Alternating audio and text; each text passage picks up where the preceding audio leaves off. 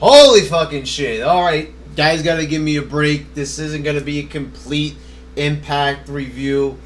I just got back from my dad's house, so, Thanksgiving, you gotta give me a break. So, I get in on this show with Chavo beating Joey Ryan by disqualification. I didn't have to see the match to know that this was not the right booking decision. I mean, Joey Ryan, here's a guy with a lot of charisma. You look at him, he looks like a creep. He could be so much more, but, they're kind of hiding him behind Matt Morgan, having Matt Morgan fight his battles for him. I still think he should have won the X Division title from RVD. A big win over a big name like RVD would have catapulted his career, but no, they'd rather go with the old broken down RVD. And fighting Chavo ain't gonna do anything for him. Chavo is a jobber. He's still got that reputation. But he's a tag team champion. I don't fucking care. It's not like the tag division is that hot at the moment. You know what I mean? There's not a lot of focus on the tag division if, this guy is wrestling singles matches. I don't know. Unless Joey Ryan's gonna be a tag champ. I don't want... I'm getting really sick. If they put him in a fucking tag team, that is a real waste there. It's the same thing with Daniel Bryan over in WWE. Just take one of your talented guys and throw them in a tag teams. I hate fucking tag team wrestling. And if you like tag team wrestling, I hate your fucking ass too. I mean, come on already. Enough of this tag team wrestling already. I mean, seriously. You guys... tag team, as I have said in the past, if you like tag team wrestling, go watch some gay motherfucking porn. I'm sick of seeing two guys tagging each other dressed the same. Come on already. Then we get Sam Shaw defeating Alex Silva. According to the announcers, this was some type of great match. I don't think so. Shaw, with a Randy Orton neck breaker, and then coming off the top with a Kenny Dykstra, a fucking cheerleader leg drop, is not going to impress anybody. And Alex Silva, at least that guy did some moves. Alex Silva gets in the match and he does a fucking rest hold. How is this proving yourself? You spend a fucking year in OVW training for your debut on Impact in your first regular match as a TNA wrestler, and this is the best that they could come up with? I mean, come on, the fucking jobbers. I know there was a small crowd reaction during this match, but that's because there's fucking tourists in the crowd. These half of them ain't even real wrestling fans. They're looking at it like it's some type of attraction in Universal Studios. This is what a lot of the TNA fanboys don't realize. This was not a good idea. It was not a good idea to put two virtual unknowns in one match. They shouldn't have done that. They should have been wrestling regular stars. So nothing was accomplished here at all. One guy beats another no-namer, and that's it. And I have seen Alex Silva in the Indies, and I am not impressed by his retard. He is basically Randy Orton. You saw those rest holds? His character is like Randy Orton, where he's like a psycho retard. He's doing the same bit in the Indies. He is the indie Randy Orton. Then we get Ace and Eights, and, I have a love-hate relationship with this. I want to see the guys get unmasked. I think the storyline's progressing too slow. But I love how they just get a turkey in the middle of the table, and they're talking about having strippers right after dinner. I mean, it's like, that's a comedy routine act here. I just, you see these big tough guys, and they're eating turkey. I mean... That's worth a couple of giggles right there. It's funny, and like I said, it's funny stuff coming from TNA. It's entertaining. I'm entertained. At the end of the day, that's all that fucking matters. It doesn't matter if you're entertained, not as long as I'm entertained. You know what I mean? Okay, so then you got Hardy and Christian York. This was a good match. Christian York, I've said that he's a fucking jobber because that's what he is. He's just an indie guy. He's just been circulating throughout the Indies his whole entire career, and he can never quite, get to the top. The most recognition that he's ever gotten is like ECW, being on an ECW pay-per-view. But like nobody watched ECW back then. I know a lot of fans nowadays like to say, "Oh, I watched ECW." No, you didn't. You didn't watch ECW. Trust me. Nobody watched ECW. I used to watch it, and I used to always talk to people. I used to talk to friends, and I could never get anybody to watch ECW. No one was interested, so no one saw ECW. Only I did. And, you know what I mean? So right there, you know, no one fucking knows who Christian York is. And I stand by what I said a couple of weeks ago. When he came out for Gut Check, he should have fucking beat Zema Ion. There was no point in having him lose against Ion. It didn't make any fucking sense. I mean, I think Ion was still X Division champ at the time. Whatever it was, it still would have been impressive to see an X Division champ be defeated by York. That would have given him momentum. Instead of seeing every single Gut Check member lose, it makes sense if they're like a total unknown and rookie. And yes, but Christian York, they said that he's got experience and all that shit. And they showed, you know, footage of him and everything. So you know he's experienced. He's 35 fucking years old. So having him win would have made a lot of sense, because actually Ion is less experienced. So he calls out the champion in this match, and it's a good fucking match. I loved how he used the twist of fate. It was good shit. And, you know, this is the type of stuff that is making Impact better than all the WWE shows at this point, because it's a breath of fresh air, as you people like to say. Oh, again, my asthma spray out. It's a breath of fresh air, folks. And, you know, it was a good match and all that.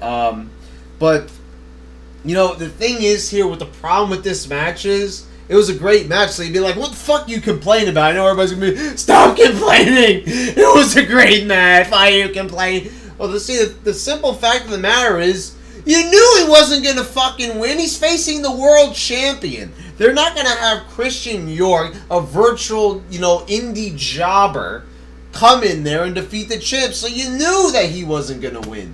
So mostly what they were doing here with the booking to clear things up here is they wanted to see how far he could get and how impressive he could look against the champion. He looked impressive. I think that if they're not going to give the X Division belt to Joey Ryan, give it to Christian York. That would make a lot of fucking sense. But instead, they got on fucking RVD. And I'm talking like the X Division still exists. It still does exist. No, it doesn't. It's dead. But still, it would be impressive to see him beat RVD for the belt. Then we got Tara defeating Taylor Hendricks. Guys, I don't see anything special about Taylor Hendricks here. I mean, there wasn't a fucking move or anything that really stood out here. It was like, you know, the Sam Shaw Silva match. I mean, there's just was nothing here. There was no meat to the match that made me say, hey, that's a real superstar here. It wasn't anything great at all. And, you know, there's the thing. I mean, she loses to Tara. And you know that, once again, you know she's not going to beat the champion. This is stupid booking. And you'll be like, oh, you know, well, it wasn't a good match. See, that's the thing. So it wasn't even like, oh, you know, at least she looked like a winner because she wrestled a good match, kind of like Christian York. You know, Christian York did look like a winner tonight because he really took it to Jeff Hardy. And it really looked like, you know, I won't go so far as to say that he was on Hardy's level, but he looked like at least he belonged in the upper mid-card, close to that level. But Hendricks did not. Taylor Hendricks did not look close to that level. She looked green. She looked like, oh, I don't know what I'm doing. Oh my God, I don't know. You know, come on, like she doesn't belong there. Send her ass back to OVW or send her ass to the unemployment line. I like her ass, you know, looked nice in those little shorts and everything. Nice, I liked it, but you know, come on, you know something. I don't know. Then you got Eric Young defeating Robbie E and Jesse in a turkey suit match. They keep doing this every year. I like Eric Young, but the same joke. I know they're making it a tradition, but I don't like anything that reminds me of the gobbledygooker from WWE. And that's exactly what they're trying to pull off here. Turkey suits are just not funny. It didn't look funny, you know, at all. I didn't laugh last year when Rob Terry wore the suit. It just is. It's just not doing it. And just by looking at these, like, Rob Terry, isn't it just hilarious that his career hasn't moved on one single bit? Last year, at the same time last year, he and Robbie E were wrestling this match. I forget what match it was, or who was in it. It was either Robbie E or Robbie T, and they were wrestling a turkey suit match. Fast forward 1 year later, and they're still wrestling in the turkey suit match. It wasn't, Eric Young looks, good in the ring still. I don't know why they're not doing more with him. He's definitely a competent wrestler in the ring. Not a terrible match, but, sort of like a lame finish here. Nothing really happened. So Jesse ends up getting pinned, and he wears the suit. Ace and Eights comes in, and they attack Eric Young with the hammer once again on his ankle. I like this attack, but it's kind of getting a little bit old because they've already done it to, Sting, Magnus, and now they're doing it to Eric Young. And here's the thing that just confuses the shit out of me about this stuff. So, they all look scared, and I was like, holy shit, who's coming out? Is Sting returning? Is Hogan coming out? No! It's Al Snow and the trainer, the medical guy. They ran away from Al Snow. There's fucking 5, 6, 7, 8 guys out there. All big, muscular fucking dudes. All intimidating masked men that look like they can do a lot of damage. And they're fucking running away from Al Snow? How does this make any sense? I thought the whole locker room was emptying out to save Eric Young. What the fuck? That just is completely ridiculous. They're going to run away from a guy that wrestled in the Kennel from Hell match. Holy fucking shit. That is stupid. Then we get AJ Styles defeating Kaz. It was an okay match. I personally think it could have been a lot better. I seriously think, and this also applies to the Turning Point pay-per-view as well, Kaz is a good wrestler, but he has seriously toned down his moveset. Big time. This guy used to hit a lot more moves. In this match, I saw mostly clotheslines from him. He hit the slingshot DDT, which looked nice, but he's really not doing what he used to in the ring, and it's like affecting my view of him as a wrestler. Like, the quality of his matches could be a lot better if he would just, put more moves into his match. I mean, why is he holding back? It's not like those moves are ultra dangerous. I mean, I can see if you don't want to do a flux capacitor, like flip upside down and risk, like, landing on his head one night. You don't have to do that every night. But he can at least do some of the other fucking moves that he used to do. I mean, Jesus Christ. I mean, come on. Could do a couple more moves, but it was decent. It was an okay match. I enjoyed it. I can't really talk too much shit about it. And then in the last segment, you got Austin Aries. And Austin Aries in this promo impressed me. I mocked the shit out of him. And the funny thing is, I like Austin Aries. And I have so much respect for the man for that ladder match that he pulled off. That was a great-ass match. But I always said that his promos just were not captivating. This was actually a pretty good promo. And he really, like, channeled the heelish nature. Like, I, like, looked at him, I was like, oh, man, you could really see that he's a douche here.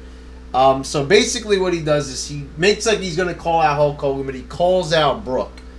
And it's about those scenes that they showed with Bully Ray and Brooke Hogan sitting down on the couch and shit like that.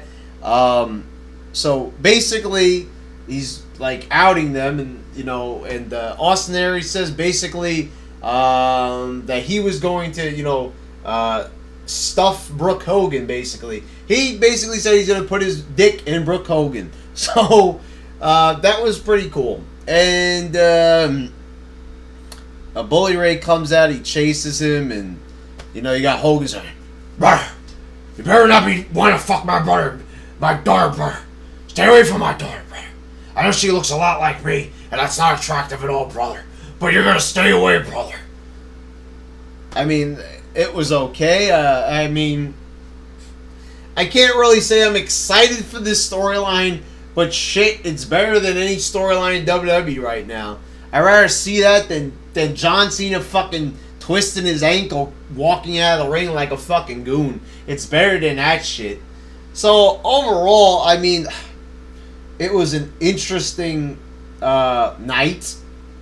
Can't say I was bored. I mean, throughout it was pretty entertaining. I laughed. There was a couple of decent matches on the card.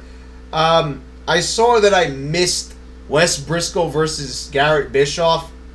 All I can say is thank fucking God I did. I mean, that was better. I mean, when I was driving back from my dad's house, I fucking missed it. Yeah, I'd rather be doing that than fucking watching a Garrett Bischoff match. So overall, not an amazing show, but definitely decent, and they're doing a lot better than WWE nowadays. Better pay-per-views, better fucking TV shows. So yeah, I mean, it was okay, you know what I mean? TNA fanboys are going to dislike this video because I didn't say it was the best thing I ever saw, but you know, fuck you.